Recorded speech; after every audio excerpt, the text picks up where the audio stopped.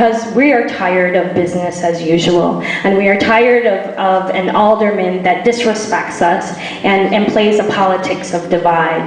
And so what's completely important as we move forward is to make sure that we have an alderman that doesn't do that. And I would definitely be supportive of anybody but Stone. The next question will start with Mr. Brewer. I'm summarizing several questions here. All of you have considerable experience working and living outside the ward. How would those experiences impact your living and working in the ward? And I'll just leave it at that. I'll save my next point for the next one. Well, I'll say I think that's an excellent question, or three questions, or however many you put together there. I think that my experience living and working and traveling outside the ward, outside the city and outside the country, are among the assets that I bring as a candidate for alderman. As I said, I've had great opportunities to work on large, complex, international projects, managing very diverse stakeholders and managing sort of cultural difference. I've been attracted to international work because of that cultural dimension and how it's always a learning process and an accommodation and a coming together. And I think that that's a tremendous advantage in working as an alderman in the most diverse ward in the city of Chicago.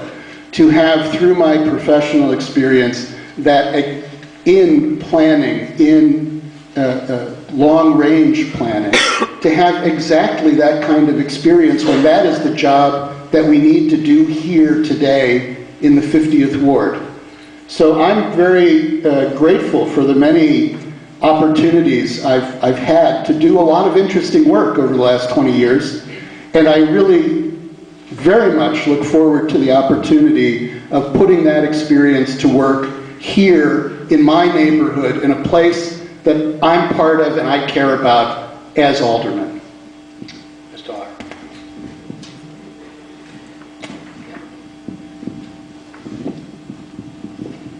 I had the great opportunity to grow up in this neighborhood, and it really shaped my worldview and the way we live. As a Filipino girl, having to have the opportunity to dance the hora at the JCC is just a great opportunity. And so that really helped me in terms of my experiences. I've worked on several not-for-profit organizations. I'm a diversity trainer for the Anti-Defamation League, and most of my focus has all been on human relations issues, which is an area in which I think we need the most in this ward because of the fact that it's so extremely diverse. Additionally, I'm the only candidate in this race that has had city government experience that's held the aldermen accountable by changing 24-hour parking meters that were installed illegally on Devon Avenue. These are the type of experiences that I have that helps us navigate through the system in city government, and this is the type of experience that I have that can really help tremendously in the role of an alderman. I am somebody who has had the experience not only living in the ward, I have city government experience and the credentials to build coalitions with different groups. Because of my ethnic background, and before I start talking about my ethnic background, I want to say this, that just as John F. Kennedy, who was not a candidate, who was Catholic, but he was a candidate for the people in 1960, I am not a Muslim candidate or Asian candidate in 2007.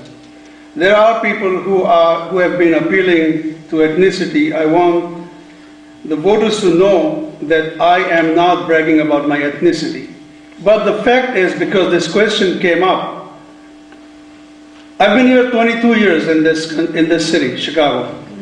And from the very beginning, I've been attached to two places, Devon Avenue and 63rd and Kedzee.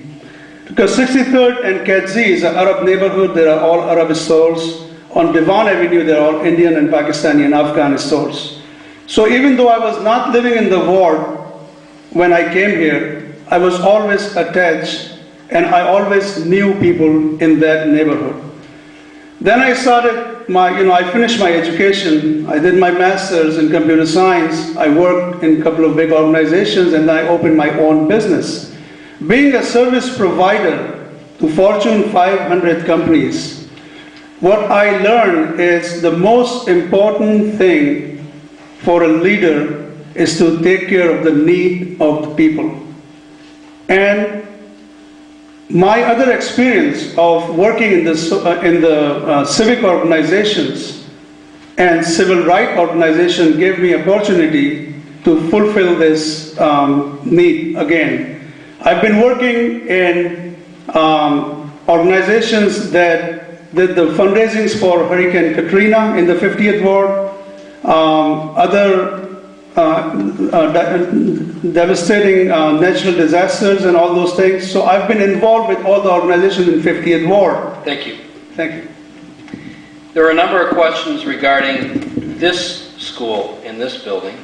To summarize, what will you do to relieve overcrowding and to expand the pre-K program? Beginning with Ms. Dolar.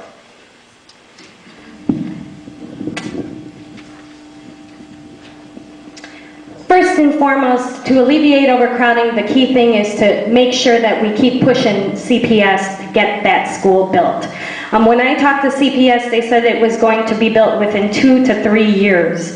The Public Building Commission has already made this decision and it has plans for it. So what we need to do is, as aldermen, I want to take leadership in making sure that the community has a say as to how that school is going to be built and what is its main focus to alleviate the overcrowding and also to be an asset to this community. Additionally, establishing pre-K and other programs in all the schools in this neighborhood really needs an alderman who serves as an advocate that continues to fight for this school in our community. Chicago City Council as a whole hardly ever brings up education. I want to be an alderman that brings up education on the city council floor, that brings it up and continues to fight for the schools and better funding so that our schools can have pre-K. Right now, what's going on is parents are leaving this neighborhood because of the fact that they don't have many opportunities for their children to go to school. I don't want that to happen. My kids are 1 and 3 years old. We need more opportunities for our kids for kindergarten and pre-K. So I will continue be an alderman that always fights for this type of opportunity. Thank you. Thank you. Mr. Hampton. I think I already answered this when we were talking about education, the solution for overcrowding. I will work with the private schools and the city schools. Just like Boone, I gave you example of Boone School, renting a space from Kins, but that's a temporary solution. I have people I know in Board of Education, like senatorial candidate Gary Chico is a good friend of mine, and current chairman of Board of Education, and Dr. Tariq Bhatt, who is a current vice chairman of the board. So I know people in the city. I never work in the city, and I think that's not something to be proud of, working in the daily administration anyway. So I'm not claiming that I have connections with the corrupt politicians there, but if you know Gary Chico, you know that what kind of person he is. So I will be willing to get all these politicians advise me on this issue, and definitely I will work on overcrowding and making this. It's so unfortunate that Chicago school system is below even the scale of the state level, and we need to work hard. And how can we work hard? Overcrowding is one of the problems. Increase the salary of the teachers and get rid of the gang activities and drug dealing. I'm not saying in this ward, but I have seen, especially in the south side. As an alderman, you're not only responsible for your ward, but you're responsible for the whole city of Chicago. So I would like to introduce an ordinance where the schools will be gang-free and drug-free, and the overcrowding will be one of the main issues that I will be working on. Thank you. Thank you. Mr. Brewer? As I said before, the alderman certainly needs to be involved in schools and advocate for the community. The alderman, of course, does not control the schools and can't make a decision to build a new school, can't make a decision to expand the pre-K program, but can represent the desires, the needs, the concerns of the community, and can work with local school councils and PTAs and, school principals. Overcrowding, which clearly from everyone I've talked to is the main concern with our schools in the ward from parents in the ward, is a facilities problem that takes years to solve because you have to build new buildings. Boone is not the only school suffering from that. Clinton suffers as well. There may be looking at some issues with attendance areas and types of schools. I know residents in the area of Stone Academy regret that they don't have a neighborhood school there now. And so we need good programs in our schools throughout the city, throughout the ward. It takes a long time for the problem to reach this point, and unfortunately it takes a while to resolve it.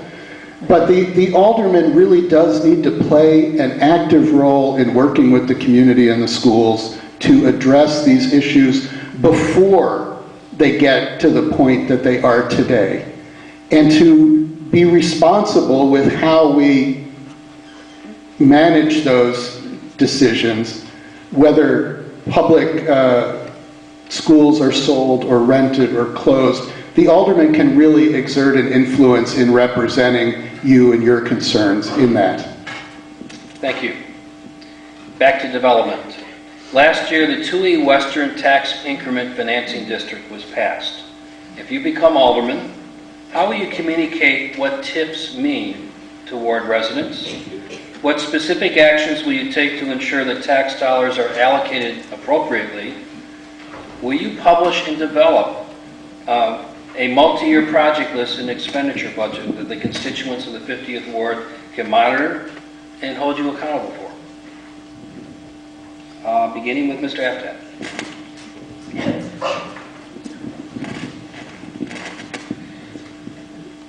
I believe that all issues concerning public funds should be transparent, and TIFs are no different.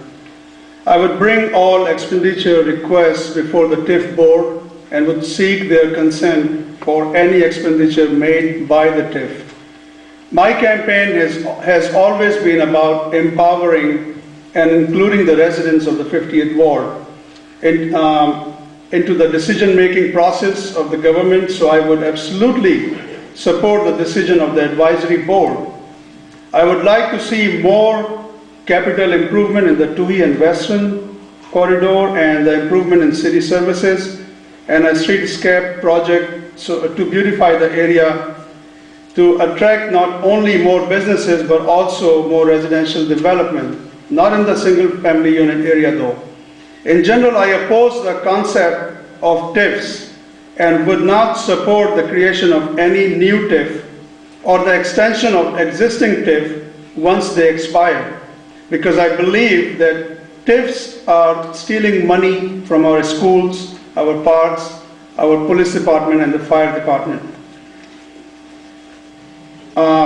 It is my hope that the abolishment of the TIF district would lead to an infusion of badly needed dollars into our educational system, in which many classrooms are overcrowded and teachers overworked, as we discussed before.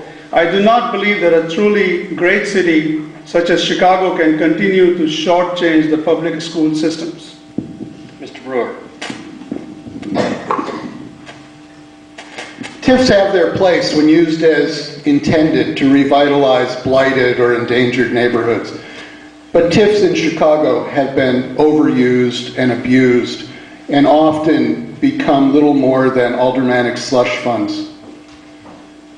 TIF revenue is not free money, found money. It's our real estate tax money that's being held back from schools and parks and city services and the county and all of the other taxing entities. It needs to be accountable. It needs oversight. Those funds should not be taken out of a responsible budgeting process and set aside for whatever the alderman feels like using them for. In the 50th Ward, not $1 in TIF revenue has gone to a public improvement. Look at the Devon Western TIF. Money, several $100,000 to a bank. I'm sure, you know, the bank couldn't find money to build their parking lot. Millions of dollars to the Lincoln Village Shopping Center, where, of course, Alderman Stone has his office. And again, I'll point down the street to Rockwell and Devon, where $3.5 million in TIF money are slated to go to a project that will be a disaster for this community. All done with no oversight, with no accountability, with no community input. So like the Community Planning Board, yes, we need strong TIF oversight, reporting. That information should be easily available. Those of us who have looked for it know how much work it is. And you shouldn't have to you shouldn't have to go to graduate school to figure out where the TIF money in the neighborhood's going. It's tough to find those numbers. And so that needs to change. It needs to be out in the open, it needs to be transparent, it needs to be accountable, and I will put those processes in place as alderman. Mr. Lyon. I think we all agree on this issue. Unfortunately, TIF dollars really are often misused and misdirects money from places, particularly from the Chicago Public Schools. And Bernie Stone in particular has been one of those aldermen on Chicago City Council that continues to support TIFs throughout the whole city without seriously thinking about the implications that it has on the entire city. TIF money is our money. And right now we have 4 TIFs in the area, and we currently have 1 advisory board. I believe it's important to have a TIF advisory board or TIF oversight board for all the TIFs in the area. Look what happened in the Aldermanic situation. The Aldermanic actually on Pratt and Ridge is